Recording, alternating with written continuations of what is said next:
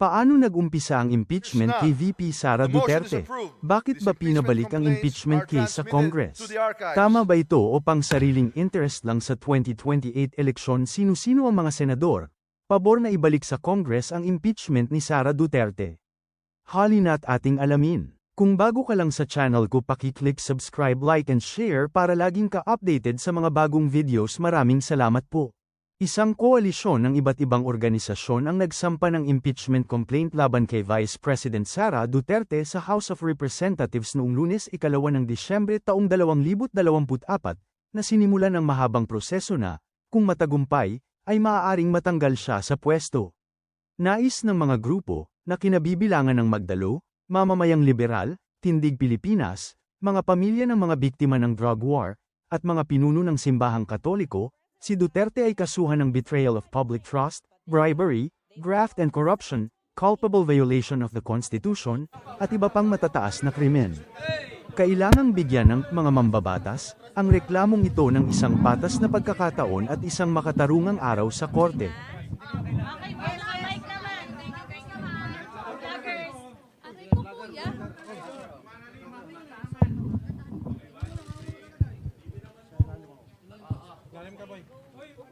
Sige, mic na guys. Mic na, mic. Thank you. Mic na. Kuya.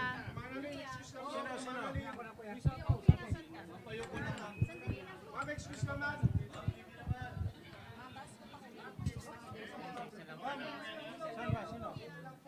Sige po.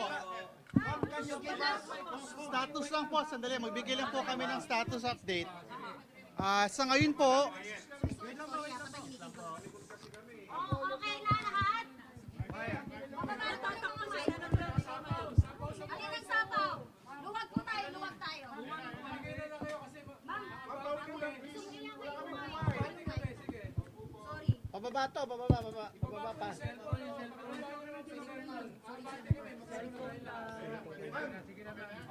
Ayan, start. Sige po, alam ko po matagal tayo naghihintay, pasensya na po. Pero sa ngayon po, ang status ay hinihintay natin ang ating Secretary General para po i-receive yung impeachment complaint ng ating po mga private complainants, mga citizens at civil society leaders na narito ngayon. Para po ipakilala yung mga complainants, sinatawagan ko po si Senator Laila De Lima. Okay. Ito pong complaint for impeachment ay pinirmahan ng 17 complainants. Ang mga galing sa civil society organizations, galing din sa religious sector, galing din sa ibang grupo. But they are filing, all of these signatories, 17 signatories, are filing this in their personal capacity, even if they are members of various groups or of various party lists, etc. So, 17 po sila. Ang mga nag-file po ay sila former Secretary Ging Deles,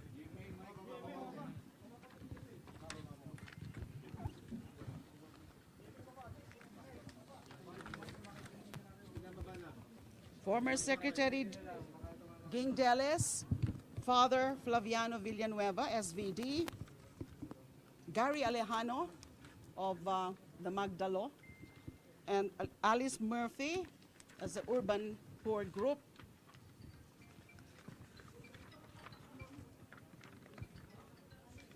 Francis Aquino D, that's Kiko D, Mr. Eugene Louis Gonzalez, Doc Sylvia Estrada Claudio, Lea Lopez Navarro, Rowena Amon, Mr. Randy Francisco de los Santos, that's the uncle of Kian de los Santos, a victim of the EJK, Miss Filomena Cinco, Mr. Chidoro Teddy Lopez, Sister Susan Santos Esmile, SFIC, Mary Grace de Guzman, Sister Mary Grace de Guzman, Father Robert Reyes, Miss Maria Yvonne Cristina Hereza. So those are supposed to be 17 signatories. Ma'am, ground for impeachment. Ang grounds po ng impeachment, bale 5 po. It was actually condensed into 4 grounds as indicated in the articles of impeachment, pero 5 po sila. So out of the 6 grounds for impeachment laid down in the Constitution, 5 po yung grounds. Culpable violation of the Constitution, graft and corruption, bribery, betrayal of public trust, and other high crimes. So ang wala lang na ground for impeachment is treason. So majority of the grounds are present. And there are a total of 24 articles of impeachment. Ang impeachment complaint na ito ay mahalaga sa pagsisimula ng tunay na proseso tungo sa pananagutan ang Vice-Presidente, Akbayan Representative Percy Sendanya, na nag-eendorso ng reklamo, sinabi. Kung hindi ngayon, kailan? Naniniwala kami na kung may kalooban, may paraan, he added. Iniimbestigahan na ng Kamara si Duterte dahil sa umano'y maling paggamit nito sa pondo ng publiko bilang pinuno ng Office of the Vice President, OVP, at bilang dating kalihim ng Department of Education, ang kanyang posisyon sa gabinete sa ilalim ng Administrasyong Marcos sa loob ng 2 taon hanggang sa kanyang pagbibitiw noong Hunyo noong 2024. Si VP Sara Duterte ay nag-request secret fund 125 million peso direkta sa Office Vice President at confirm niya ito ang The pahayag. Office of the President charged to Contingent Fund 2022 and transferred to the Office of the Vice President 221,424,000 pesos. Is this a correct factual statement, Madam Vice President? Mr. Chair, Your Honor, I cannot answer to the amount. The amount is correct. Yes, the amount is correct, and that is correct. We requested confidential funds to the Office of the President as early as August 2022, and we were only granted the confidential funds on December 2022. Parang na-augment for year 2022 kasi ito eh. There was no item in the OVP budget for confidential expense in year 2022. So it's not even 1 peso, it's nothing, it's zero, and then it's not even mentioned in the line item budgeting for the OVP, and yet at year's end, calendar year 2022, we will now have an entry of 125 million pesos charged to a line which did not exist at the very beginning. I think the Department of Budget and Management can better answer the question of the transfer of funds from their source to the Office of the Vice President. However, but nevertheless, we complied with the reportorial requirements of the use of the funds as confidential funds. Madami pang misuse fund kung saan napunta, saan ginastos, hindi maipaliwanag ni VP Sara Duterte, ito ang natuklasan ng committee hearing sa House. Ang tanggapan ng Vice President Sara Duterte ay mayroon ding napakalaking budget na 2.3 billion noong taong 2023. At dahil sa mga hindi maipaliwanag na gastos, noong 2024 ay kinailangang bawasan ang budget ng kanyang opisina sa 733.2 million. Ngunit para sa taong 2025, muli siyang humiling na bigyan siya ng 2.37 billion pesos. Tungkol naman sa DepEd, sa panahon na siya ay secretary, lumitaw ang mga pulang bandila sa procurement ng mga laptop para sa DepEd computerization program tulad ng rig bidding at pagsasabuatan ng mga bidders. Siya rin ay hindi nakapaghatid ng laptop na nagkakahalaga ng 9 billion para sa mga programa ng e-learning ng DepEd na tila isang napakalaking pagkukulang sa panahon na lumalalang pangangailangan para sa mga kagamitan ng edukasyon. Ngunit sa ating pagdinig at pagsusuri ng budget utilization ng DepEd at OVP, paulit-ulit lumilitaw at pinaka nakakabahala ang mga issue patungkol sa confidential funds? Natin dito sa Kongreso na busisiin ang panukalang budget ng ehekutibo at ang paggastos ng mga nakaraang pinagkatiwalang pondo ng bayan. Hindi pera ng pangalawang Pangulo. Ang Office of the Vice President budget para sa taong 2022, 2023, 2024 at 2025. Pondo ng bayan yan. Kaya mayroong budget hearings ay para malaman ng madlang people kung paano ginagastos ng mga opisina ng gobyerno ang pondo ng bayan na pinagkatiwala sa kanila. Ito po ay ayon kay Honorable Roland Valeriano. Nagsimula nga po ang hearings natin sa pagbusisi sa paggamit ng mga nakaraang budget ng mga opisinang pinamumunuan ng Office of the Vice President.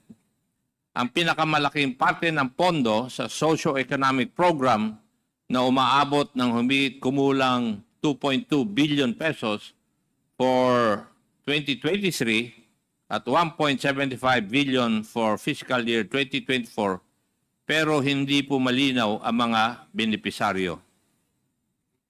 Ayon po sa Office of the Vice President, ang mga components ng programang ito ay ang mga sumusunod: libreng sakay, pagbabago campaign, OVP food trucks, livelihood programs like Magnegosyo Taday and Peace 911, medical assistance, burial assistance, and public assistance. May listahan silang binibigay sa COA ukol sa mga benepisaryo ng mga programang ito. Pero kapansin-pansin po sa mga accomplishment reports o ARs na sinubmit nila para sa confidential funds na may tila hiwalay pa ng pamimigay ng medical and food aid na kinukuha raw sa confidential funds. Halimbawa, noong February 6 to March 29, 2023, halagang 42 million in medical and food aid was given using confidential funds, while another 40 million noong April 25 to June 30, 2023 ang pinamigay kuno gamit ang confidential funds na hindi dumadaan sa regular na proseso ng procurement at aid distribution. Kinalaunan, ating natuklasan ang nakababahalang paglustay ng confidential funds ng Office of the Vice President at pati na rin ang Department of Education. Nakita natin na nababalot ng secrecy and lack of transparency ang paghawak ng Office of the Vice President at ng Department of Education noong sekretarya pa nito si Vice President Sara Duterte. Ang confidential funds na inilagak sa kanila noong taong 2022 at 2023 for OVP at 2023 for Department of Education. May mga resource persons tayo noon na hindi sumisipot o sinasabing wala silang personal involvement o participation. Mayroon ding ayaw naman mag-take ng oath upang magsasabi ng pawang katotohanan lamang sa komite na ito. Hindi exaggeration na sabihin na tayo ay dumaan sa butas ng karayom at napakadaming roadblocks para umabot tayo sa puntong ito. Ngunit unti-unti, sa pamamagitan ng ating masusi at porsigidong pagtatanong at sa paghahanap ng mga facts at ebidensya, ay ating natanggal ang secrecy na nagkukubli at nagtatago sa katotohanan sa kung ano ba talaga ang nangyari at kung saan o kanino napunta ang pondo ng bayan. Ito po ang money trail ng confidential funds ng OVP at DepEd based on the testimonies of Special Disbursing Officers Madam Gina F. Acosta ng OVP at ni Ginoong Edward Fajarda ng DepEd. The money trail of the confidential funds for both agencies looked exactly the same. First, after finishing all internal financial processes and documentations and securing all required signatories in the disbursement vouchers, including Vice President Sara Duterte herself, the SDOs received the land bank checks representing the confidential funds for each quarter. Malalaking halaga po ang mga ito. Sa OVP pa lang, nakakuha sila ng 125 million bawat quarter simula noong fourth quarter of 2022 hanggang third quarter of 2023. Sa DepEd naman, 37.5 million kada quarter for 3 quarters or a total of 112.5 million. Sumatotal, 612.5 million po lahat. The SDOs themselves are the payees in these quarterly checks. The next step was for the SDOs to encash the confidential funds checks. Sabi po ni SDO Edward Farda, pina-encash po niya ang bawat isa nung tatlong 37.5 million checks sa Land Bank Dex branch, cold cash. Nilalagay sa 2 duffel bags at isang backpack ang cash. May kasama raw siya noong 3 beses na yon, nakilala niya lamang bilang Alan. Matapos mag-encash, dinala niya ang cash sa kanyang opisina sa DepEd. Sabi naman ni SDO Gina Acosta, para sa OVP confidential funds worth 125 million per quarter, pinapa-encash niya ang bawat cheque sa Land Bank Shaw Boulevard branch. Kasama niya si Assistant Chief of Staff Lemuel Ortonio at 2 di mapangalanan driver sa pagpapa-encash ng bawat cheque. 4 na beses, inilalagay raw nila ang 125 million cash sa 4 na duffel bags. Pareho sinabi ni Acosta at Ortonio na mula sa Land Bank ay pumunta na sila sa opisina ni Madam Gina Acosta sa Office of the Vice President. As if it was all planned and orchestrated or part of a common design, both SDO Acosta and Farda said that the Vice President directly instructed them to hand over the cash representing the confidential funds to certain security officers. For DepEd, may itinalaga raw si Colonel Raymond Lachica, ang head ng Vice Presidential Security and Protection Group ng isang security officer na nangangalang Colonel Dennis Nolasco, kung saan weekly nagbibigay ng pondo si SDO Farda amounting to 4 to 6 million per week. For the Office of the Vice President, si Colonel Lachica raw mismo ang security officer na buong pinag-aabutan ni SDO Acosta ng 125 million every quarter. Matapos di umano ibigay ng mga SDOs ang pera sa mga security officers na sina Colonel Nolasco at Colonel Lachica, wala na raw silang partisipasyon sa actual disbursement ng confidential funds. Wala silang ibang basehan sa kung anong nangyari sa pondo, kundi sa pamamagitan ng mga accomplishment reports na kailangang ihanda at isumite para sa liquidation ng confidential funds. Malinaw po sa kwento ng mga SDOs na hindi sila ang nag-disburse o nagbayad ng payments to the informants and other supposed payees ng confidential funds. Naturalmente, hindi rin sila ang gumagawa ng accomplishment reports kasi wala silang kaalaman kung papaano nagasta ang pera ng bayan. Ito po ang parehong sinabi sa hearing ni na SDO Acosta at SDO Farda.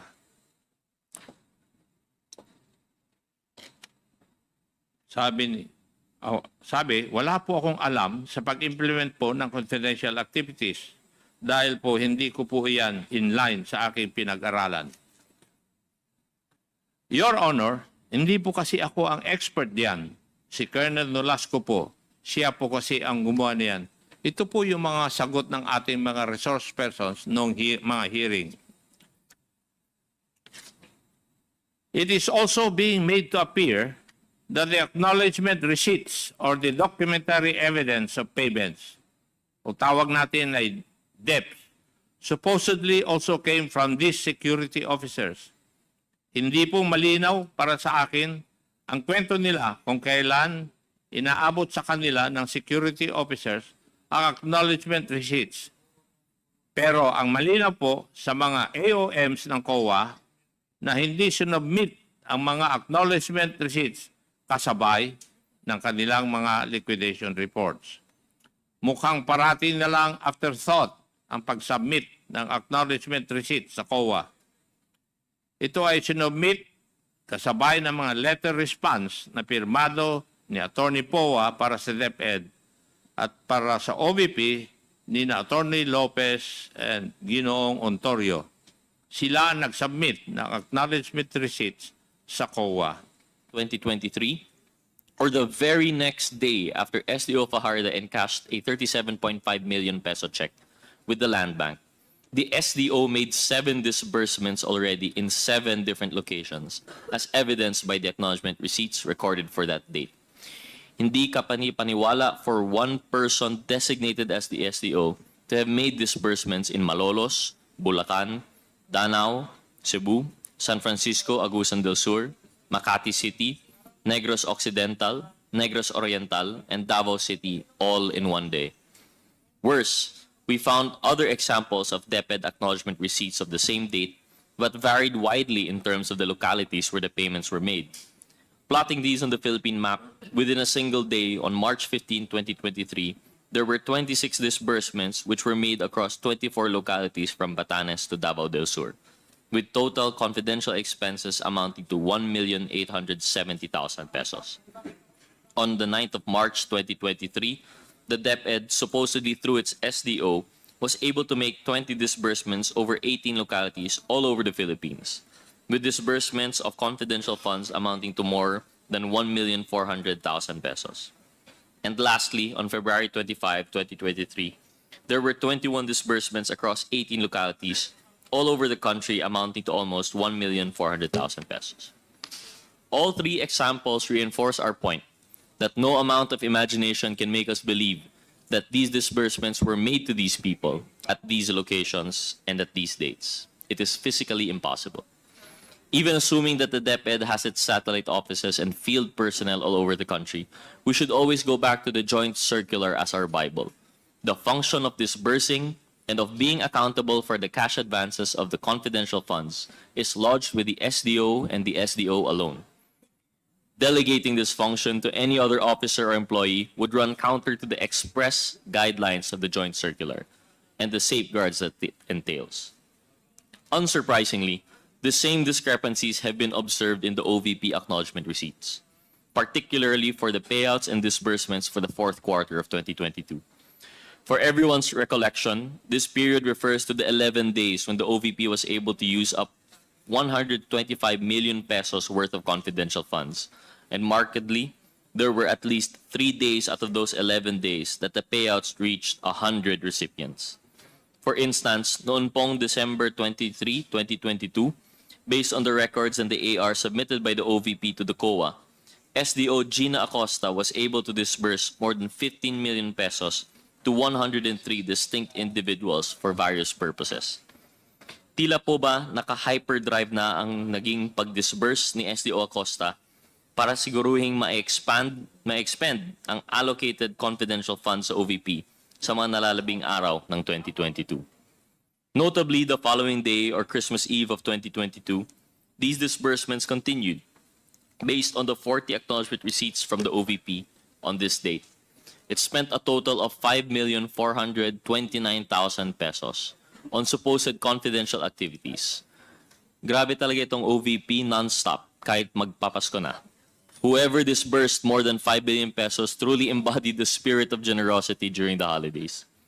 If it was actually true, this amount was disbursed for confidential expenses. Lastly, we found acknowledgement receipts that the OVP reported and submitted for the fourth quarter of 2022, but bear dates outside the period for which they are intended to be used as proof. Na-observe po namin how the OVP fourth quarter acknowledgement receipts were dated December 2023, when they have been supposedly paid out to and received by the recipients in 2022. Understandably, a person can instinctively write the past year in documents when welcoming a new year. But we find it very eccentric po, kasi for a person writing a date in 2022 and mistakenly indicating the immediately succeeding year, 2023, wala po yata ibang reason dito except that the acknowledgement receipts were indeed executed in 2023 and not in 2022, contrary to what the OVP is trying to establish.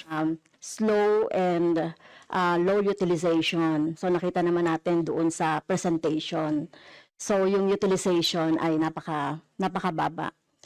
Pero syempre comment ko lang, no, mas mabilis siya sa confidential funds.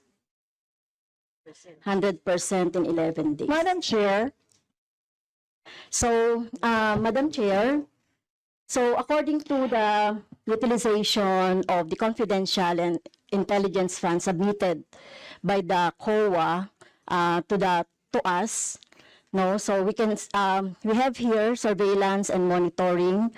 Sabihin ko lang, Madam Chair, no, yung purchase of information out of 125 million confidential funds in 2022, purchase of information 14 million, payment of reward 10 million, rental and other incidental expenses relative to the maintenance of safe houses 16 million, purchase of supplies 35 million, provision of medical and food aid 40 million, payment of incentives or traveling relative to confidential operations is 10 million. So a total of 125 million conducted surveillance in 132 areas in 11 days. So 100% utilization.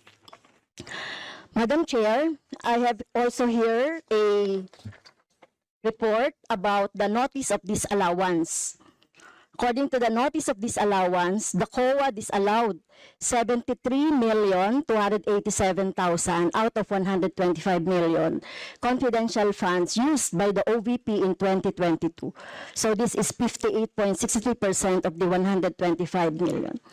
So can you confirm, the Vice President? Madam Vice President, I do not understand bakit a person convicted of child abuse is still sitting in a seat. Point of order, ito yung sinasabi natin na dinadivert ang usapan sa ating budget hearing. Kung nagawa po niya yan sa Senado, Madam Chair, dapat hindi natin yan pahintulutan dito. Again, it's another point of order. Kasi kapag may mga deliberation tayo, we should stick to the topic. Hindi pwede, Madam Chair, na dinadivert natin yung usapan para hindi natin sagutin yung tanong ng mga mambabatas natin. This is actually the best opportunity, formal proceedings, nakikita po ng publiko para malaman anong sagot ng Vice Presidente. So hindi po natin napapayagan ang ganong mga argumento na hindi naman tumutumbok dun sa topic natin. So ang pinaka-importante, yes, you may proceed. At saka po yung adjournment, yun lang po. Yung termination po, yun ang pinaka-importante lang po. For the rules, yun ang ay importante para sa members. But we may provide the copy to you. yes, ma'am. So please proceed and answer the May we question. request a copy? Yes, yes, absolutely. But Yes. please, there is a question. And do you want us to repeat the question? And we will not penalize you on the time. I don't You can repeat the facts from the notice of disallowance. I don't need the repeat of Honorable the Franz. question. Yes, Honorable Franz Castro, you may repeat your question on the notice of disallowance, I believe. Yeah, tama, Madam Chair. So according to COA, the notice of disallowance is amounted to 73,287,000 out of 125. At ito po, Madam Chair, yung mga breakdown ng mga disallowed na mga na mga purchases. So reward payment of 10 million, payment of rewards, various goods, 34.857 million, payment of rewards, medicines, 24.93 million, tables, chairs, desks, computer, and printers, 3.5 million. So, ang question, Madam Chair, so yung letter A, B, and C, so nakita naman natin nandoon yung sa joint circular. How about yung ito, no? How about yung mga tables, chairs, desktop, computer, na umabot po ito sa 3.5 million. So, pwede bang maipaliwanag kung bakit ito pinurchase, Madam Chair? Madam Vice President. Madam Chair, I still request for the rules of the budget hearings. Okay, Vice President. gusto mo sagutin ko, ma'am. Yes, Madam. This is a hearing of the budget of 2025. Nasaan dito ang confidential funds? Yung tanong niya, Madam confidential Chair. funds. Nasaan dito? Honorable Madam friends, Ito yung continuing, continuing questions pa natin noong 2024, during the last budgets. Hindi na ipaliwanag itong 125 million na alam naman natin na wala ito sa budget ng 2022. So, ito, Madam Chair, sa rule naman natin, lahat dito tinatanong no? So, according to the budget, whether it is in the past, kasi nakikita natin yung utilization noong mga budget, kahit na yung past years, ay pwede natin busisiin dito, Madam Chair. Tama ba ako, Madam Chair? I will agree with you, the Honorable Franz Castro. You may proceed, Yes, Madam ma'am. Vice President. Yun yung sagot ko, ma'am. Nasaan? Would assume hindi naman po pinanganak kahapon ng ating resource person. Practice po natin sa Madam House Chair, that is a bago fine po- remark. na para po tayo ay makapagtalakay ng budget na pinopropose para sa susunod na fiscal year, chine-check natin paano din gumagastos yung mga ahensya even in the current year and in the past year. Also, Madam Chair, Section 162, Rulings as Precedents, rulings on questions raised by members shall form part of the parliamentary practice of the House. At practice po natin since time immemorial na hindi lang po ang proposed budget yung tinatalakay. Kasi yung performance ay dapat bahagi din ng discussion. Yun lang. Chair, the subject of this hearing is the OVP 2025 budget proposal. We do not have an item of confidential funds in the OVP budget proposal. The topic and the invitation of the House of Representatives to the Office of the Vice President for this hearing is the 2025 budget proposal. There is no confidential funds in the 2025 budget proposal. For the information of the body, the letter that we sent, our Madam Vice President, reads as follows. In the second paragraph, we noted the following topics to be discussed. Item number 3 is comparative budget allocation and utilization rate from fiscal year 2019 to 2023. That's item number 3. Ito ang nag-trigger sa pagsasampa ng impeachment case ng una dito si Congressman Sandro Huwag kang Marcos mag-alala, at ma'am, President Bongbong Marcos. sa security ko kasi may kinausap na ako na tao.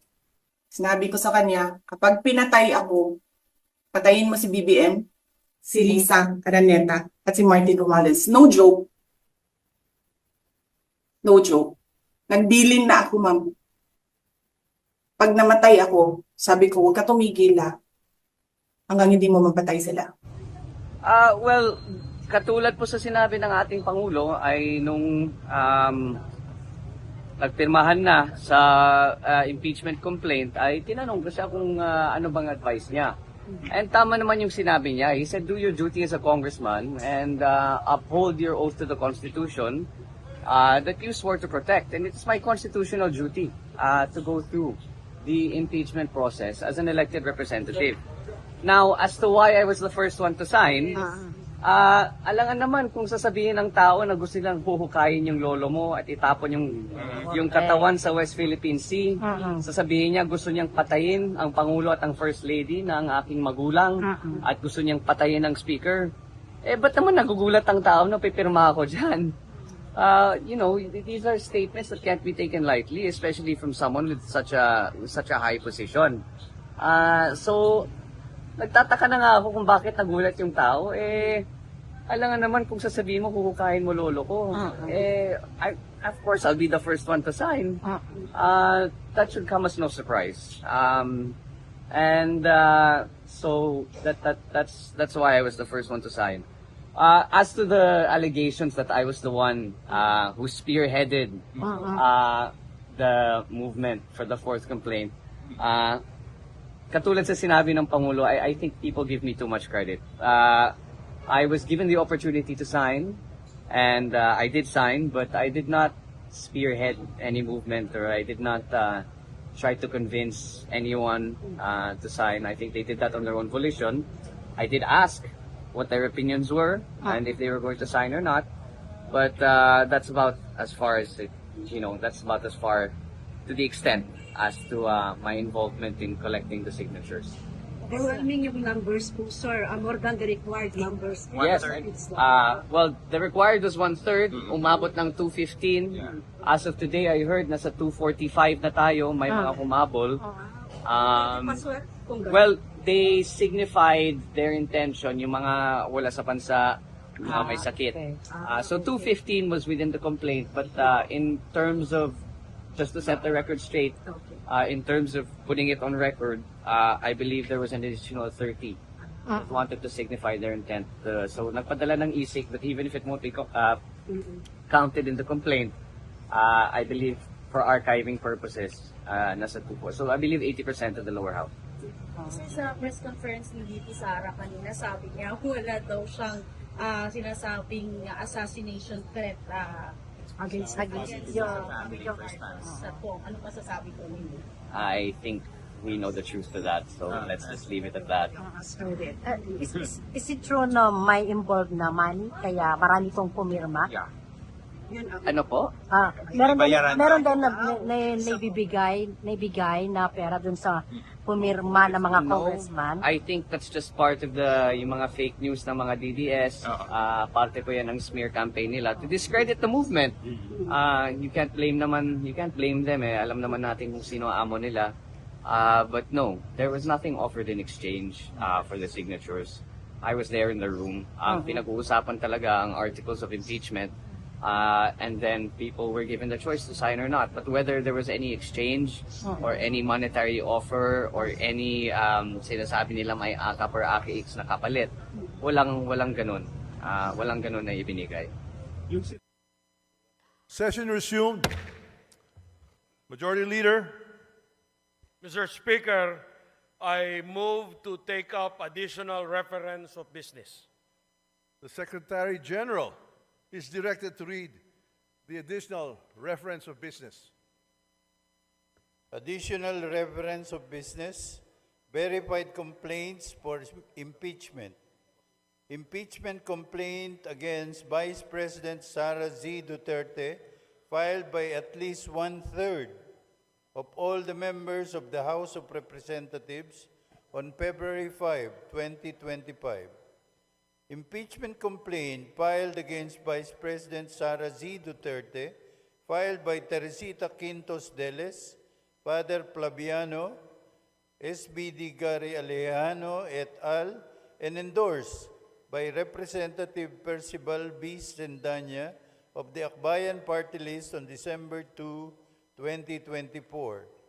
Impeachment complaint filed against Vice President Sara Z. Duterte, filed by Teodoro Casino, Lisa Masa, Nery Colomares, et al., and endorsed by Representatives Franz de Castro of the ACT Teacher Party List, Representative Arlene D. Brosas of the Gabriela Party List, and Representative Raul Daniel A. Manuel of the Kabataan Party List on December 4, 2024. Impeachment complaint filed against Vice President Sara Z. Duterte, filed by Reverend Father Antonio Labiao Jr., Reverend Father Rico P. Ponce, Reverend Father Dionisio B. Ramos et al. And endorsed by Representative Gabriel H. Bordado Jr. of the 3rd District of Camarines Sur and Representative Lex Anthony Chris A. Colada of the AMBIS OWA party list on December 19, 2024. Majority Leader. Mr. Speaker, today, as provided for in our additional reference of business, a verified impeachment complaint against Vice President Sara Zimmerman Duterte has been filed by at least 1/3 of all the members of the House of Representatives on February 5, 2025. Mr. Speaker, for the record, may we inquire from the Secretary General the total membership of the House as of today, February 5, 2025. The Secretary General will please respond. Mr. Speaker, as of the present, the total number of members of the House of Representatives is 306. The Majority Leader is recognized. Mr. Speaker, may we inquire from the Secretary General how many members of the House verified and swore before him the impeachment complaint? Secretary General, please respond to the query of the Majority Leader. Yes, Mr. Speaker. Pursuant to Section 14, Rule 4 of the Rules of Procedures, in impeachment proceedings, the total number of House members who verified and swore before me this impeachment complaint is 215 House members. That the 3 other impeachment complaints filed on December 2, 2024, December 4, 2024, and December 19, 2024 be transmitted to the archives. I so move, Mr. Speaker. There is a motion to transmit to the archives the aforementioned 3 impeachment complaints filed last December 2, 4, and 19, 2024.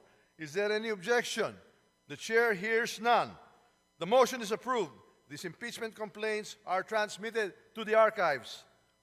Delay ang impeachment But Senate complaint dahil Majority sa Leader Francis eleksyon Tolentino set insists schedule sa the June U.S. Senate and the 2. Philippine Pero delay Senate na is naman sa structured June differently. 11 na naman So ni Chis U.S. Escudero President ito ang cannot pahayag. apply to its Ang susundin kung may magmosyon sa bagay na yan ay ang mayoriya ng Senado.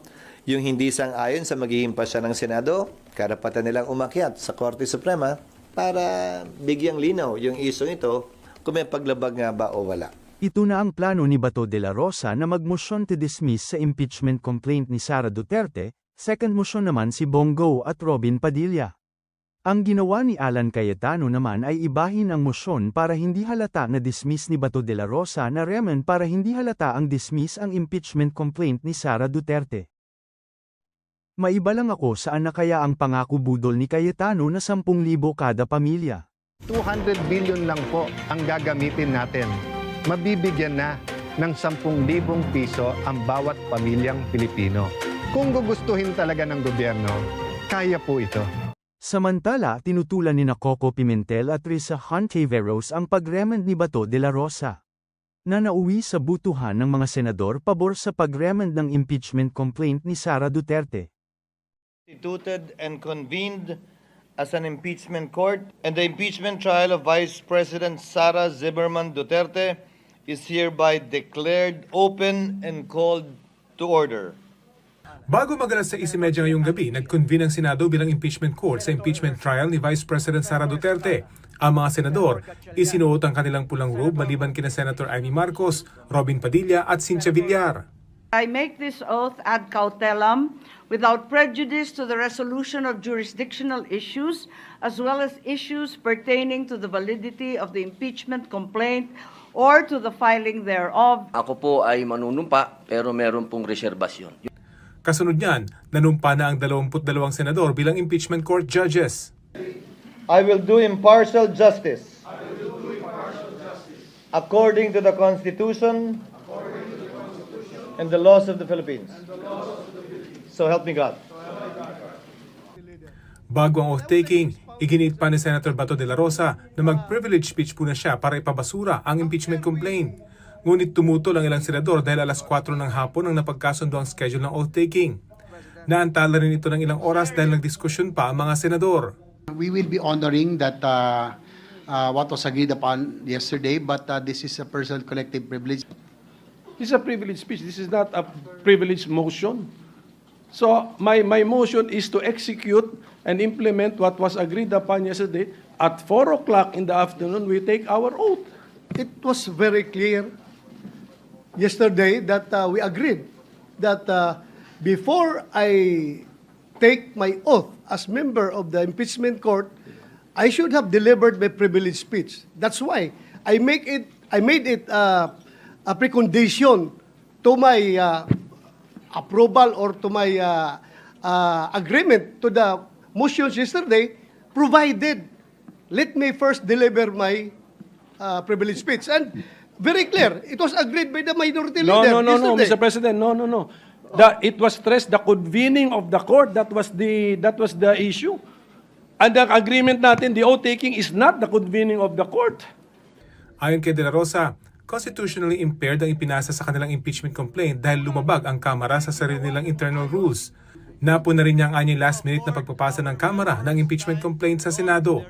I respectfully move that in view of its constitutional infirmities and questions on the jurisdiction and authority of the 20th Congress, the verified impeachment complaint against Vice President Sara Zimmerman Duterte be dismissed.